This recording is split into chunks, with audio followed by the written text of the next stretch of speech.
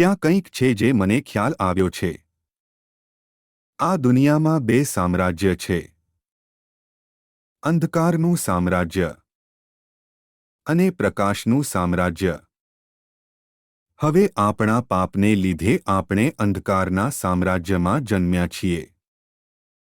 પરિણામે આ સામ્રાજ્ય શરમ અને ભંગાણથી ભરેલું છે. અને આપણે જે શરમ અનુભવીએ છીએ તેનાથી બચવાનો પ્રયાસ કરવા માટે જીવન આપણે શું પ્રાપ્ત કરી શકીએ તે વિશે બની જાય છે. આપણું શિક્ષણ, અમારી કારકિર્દી, અમારી સ્થિતિ.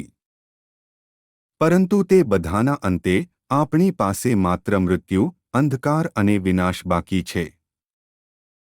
બીજી બાજુ પ્રકાશનું સામ્રાજ્ય છે. રાજા ઈસુ છે, જેઓ આ ધરતી પર આવ્યા છે. અમારા પાપો માટે ક્રોસ પર મૃત્યુ પામ્યા અને અમને અંધકારના સામ્રાજ્યમાંથી બહાર નીકળવાનો માર્ગ આપવા માટે પોતાને ફરીથી જીવંત કર્યા.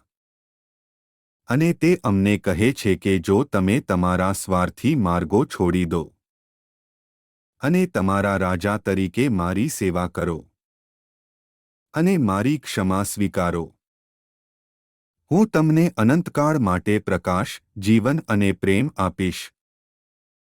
શું તમે રાજા ઈસુની સેવા કરવાનો અર્થ શું છે તે વિશે વધુ જાણવામાં રસ ધરાવો છો?